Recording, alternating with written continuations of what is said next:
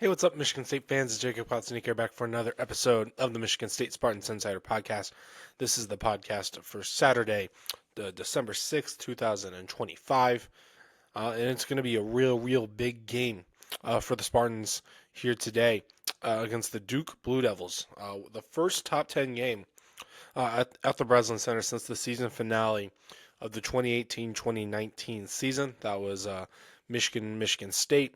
And that was first share of the Big Ten title. Michigan State, of course, won that game, as you might remember. But Michigan State Duke, it doesn't need really that much of an introduction to of the blue bloods of college basketball. I mean, love or hate Duke, which you probably hate Duke, you still know that they win a whole lot. So it's going to be a real big game. You're going to see the Izzone, I think, bring it. I think they had to tell Izzone members that they couldn't wait. They couldn't get in line to wait outside for this game until 7 a.m. to noon tip-off, um, cause, because it's so cold out and they don't want anyone like to freeze or have any health problems. Like it's like people are legit that excited that they were anticipating people waiting outside in the cold for, let's see, they get there at 6 a.m., 5 a.m. probably for a game like this. That would be about 5, 6.5 hours before a game started. So yeah, it's gonna be a great atmosphere at the Breslin Center. There's no doubt about it. So let's get into this game though. Again, Duke is 9-0 entering this one, and Michigan State is entering at 8-0. So someone's gonna come out here with a loss in this game at the Breslin Center, which of course I will be at. Um, Provide some, all the updates from there. You can check that at SpartanNation.com. Michigan State Spartans on SI. But it's real big game. Both of these teams have played 3 ranked opponents already, and of course, given the undefeated record, they have beaten them all. Uh, Duke has beaten Kansas on a neutral court. I think Kansas is out of the rankings now, but they were ranked at the time. They beat Kansas by 12. They beat Arkansas by 9 on a neutral court. Arkansas, I believe, is 25. And this Tuesday, they narrowly beat Florida in Cameron Indoor at Durham by 1 point. Florida was winning, hit a 3 to go up by 2 in the final minute, and then Duke hit a 3 right back to take the lead and held on from there. Again, that game was at Cameron Indoor, and again, I'm not going to say like that was a bad game for Duke, but it was in Cameron Indoor. Duke was 4, Florida was 15, but Florida, you can always cut some slack because Florida is the defending national champions. So it's still a ranked win nonetheless. Number 15 beating them is always a positive for them. But they have to come to the Breslin now. Duke does. Michigan State still hasn't played a true road game yet, which is kind of interesting. Their next game after this will be an entire week later against Penn State on the road. But they haven't played any true road games yet. It's kind of intriguing since that'll be the 10th game of the season, second conference game.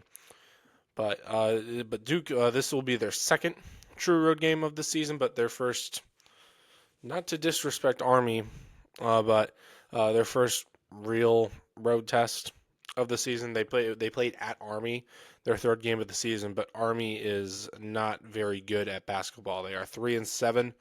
One of those wins was against a non-Division I school. So yeah, and their other two, like they're ranked in the 340s of KenPom. So not to disrespect West Point in any way, but not the place to go get some great basketball. One might say there, but again, it's a different level now at the Breslin. But looking at what Duke is good at, it's pretty much everything as you'd expect. Top 10 in offense and defense on KenPom. They have they're just efficient. You know, they're not an amazing 3-point shooting team, but they're really efficient inside the paint. Third highest 2-point percentage in the country. But their defense is fantastic, in the top 15 nationally in 3-point defense and 2-point defense. So they can take away all 3 levels basically for Michigan State. So that's going to be the challenge that's going to be, I think, the biggest key for the Michigan State is that they're going to need to be able to hit some jump shots, maybe some tougher jump shots in this game to be able to win this one, because you can't get a bunch of layups against Duke.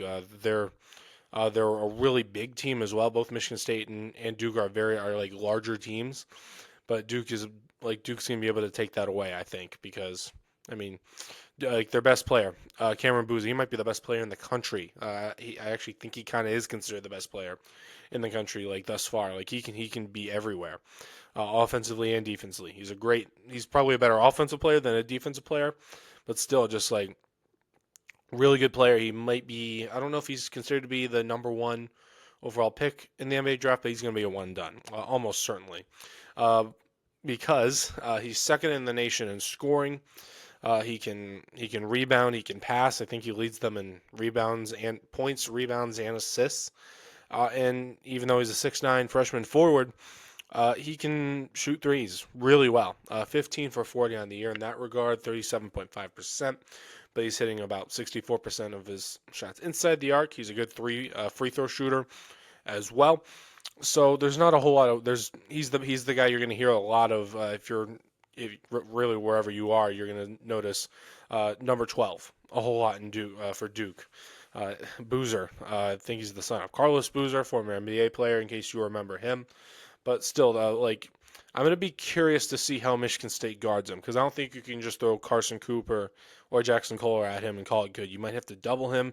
You're going to have to try to make life difficult for him. But also, no, I don't know if you can put all your chips on the table of let's contain Cameron Boozer, because Duke has good enough players that you know even if you take Boozer away, some other guys can pop up. Isaiah Evans, like I believe he hit the big three, well, it really being the game winner against Florida on Tuesday. Like he can go score.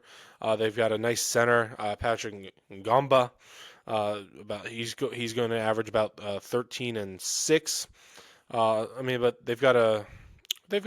like it's Duke. You know, they have a lot of freshmen at the top of this team, which I think is an advantage for Michigan State.